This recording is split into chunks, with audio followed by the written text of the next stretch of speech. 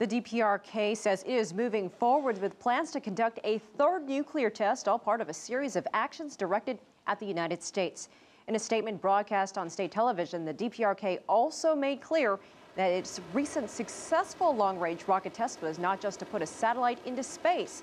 It confirmed what the West had predicted, that the purpose was really to deliver a warhead onto U.S. soil. All this comes just 2 days after the United Nations Security Council voted to place sanctions on the DPRK, a vote that China supported. Now, the fury from the DPRK leader is aimed at the United States, and this latest warning more pointed and more detailed than ever before. We have team coverage on this announcement by the DPRK. We begin with Sean Calebs, who has more on how this is all playing out in Washington. Sean. Well, Elaine, Kim Jong-un is lashing out at the United States, saying his threats were spurred on by those new punishing UN sanctions. But Western experts say Kim Jong-un is taking a risk, a chance that the DPRK will further isolate itself. There is no misunderstanding the blunt talk coming from leaders in the DPRK.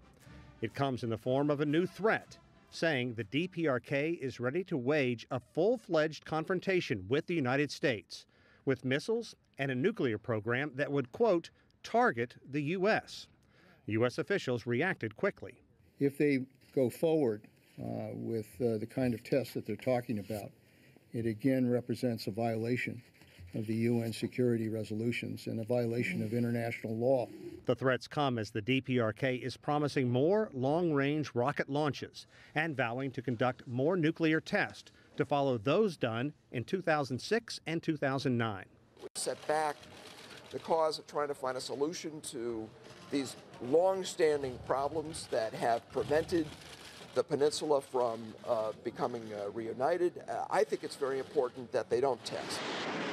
Frustrating to Americans is word that leader Kim Jong-un is ruling out any talks to remove nuclear weapons from North and South Korea. Philip Yun is an expert on political and security issues in North Korea, and in simple terms, he says no one knows what's going on in the DPRK right now. But I think the reality is right now is that if North Korea is determined to go through, do a third nuclear test, there's very little that we can do short of using force, and I don't think right now force is on the table. Yun says satellite images show the country has been ready for an underground nuclear test since June. And while Kim Jong-un's saber-rattling inflames tensions, he believes it's a toothless promise that the DPRK lacks the technology and the ability to launch a nuclear weapon. That threat, while they may have that intent, and I take them at that intent, there's no ability for them to act on it. Before you chalk this up to the ramblings from an insecure leader of a nation that can't feed itself, consider this. The DPRK did just complete its first successful long-range rocket test. And military experts here in the U.S. say it is possible the DPRK could, in a few years, have a weapon capable of reaching the United States. Elaine? All right, Sean Calebs, thank you for that report. After such a strong response from the DPRK to this latest sanctions resolution, some political analysts are asking, were new sanctions the correct response to the crisis on the Korean Peninsula? CCTV's Nathan King is at the United Nations headquarters in New York with more. Nathan.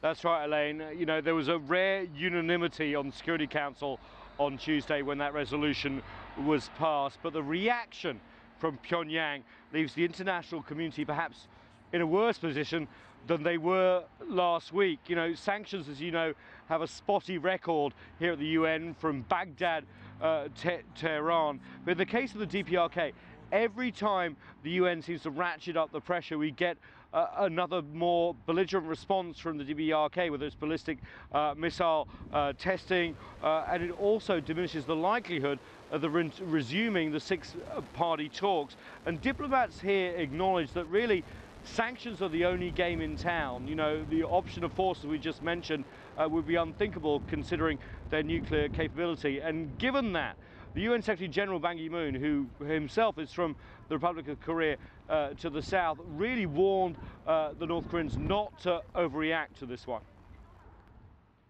We will continue to urge them collectively in the name of the United Nations to not to provoke any provocative measures, including additional nuclear weapon test or rocket launching, and they should engage in dialogue with the Republic of Korea and other neighboring countries to broaden the exchanges and cooperation. That is the only way for DPRK can become a responsible member of the international community.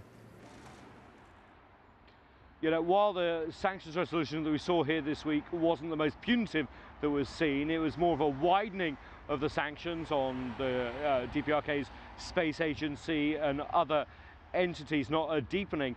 It was a politically isolating move for the DPRK. Remember that the UN Security Council voted unanimously against it, and this is the main worry. And you can see that the US was very happy that the international community was actually united on this one.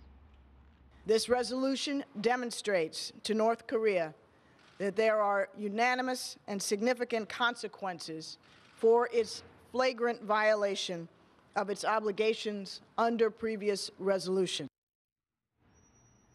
So the big question is, with resolutions and sanctions not working, Elaine, what's the next step forward?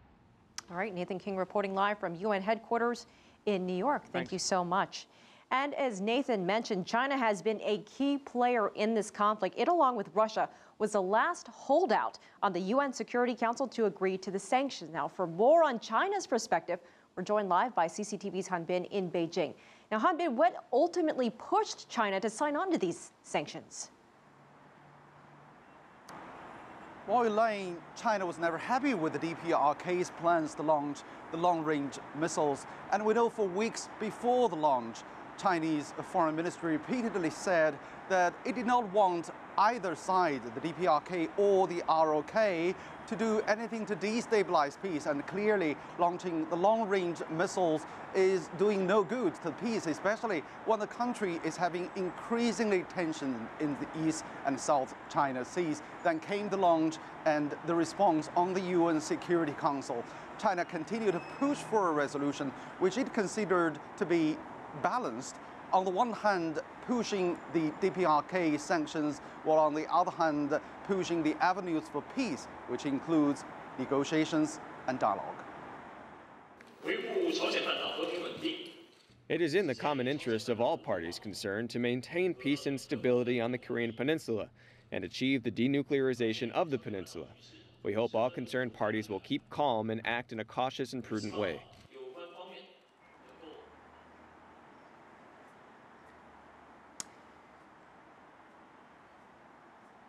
Now, Han Bin, the sanctions are one thing, but what has China done to try and promote peace on the Korean Peninsula? Well, for quite some time now, China has been actively involved in the six-party talks with the DPRK. China is the country's biggest trading partner, and it has the historically close ties with that country. So in many ways, many believe that China has a unique ability to talk directly with the leaders in Pyongyang. And there have been the diplomatic missions back and forth, something we can say for most of the Western countries, and maintain peace and stability and a free, nuclear-free peninsula could be in China's best strategic interest. So I do think China hopes to resume the six-party talks as soon as possible. Elaine. Okay, Han Bin reporting live from Beijing with the Chinese perspective. So let's take a look at what we know so far. In 2006, a DPRK device exploded with plutonium, not enriched uranium. The UN approved military and economic sanctions against the DPRK. In 2009, a rocket traveled 2,300 miles before falling into the Pacific Ocean. The UN then issued a resolution condemning the nuclear test. In April 2012, a launch failed to put a satellite into orbit. The DPRK dismisses a rebuke by the UN Security Council. The DPRK says it's no longer bound by agreement with the U.S. Then just last month, in December 2012, a rocket flew south over the Yellow Sea, East China Sea, and the Philippines, labeled by the U.S., ROK, and Japan as a threat. Now, coming around to January 23rd, the UN Security Council condemns the launch. The UN tightens existing sanctions against Pyongyang. And then now to January 24th, the DPRK announces it will carry out a third high-level nuclear test. Now let's check in with Eugene Jung, who joins us live from Seoul with the very latest from reaction there. Eugene, what can you tell us? Well, Elaine, South Korea's own defense ministry said on Thursday the DPRK would be ready to conduct the nuclear test at any time. It seems like a political decision that could be made by the DPRK's leaders anytime soon. And if they do go ahead with this decision, the defense ministry says the DPRK will be ready in a matter of days.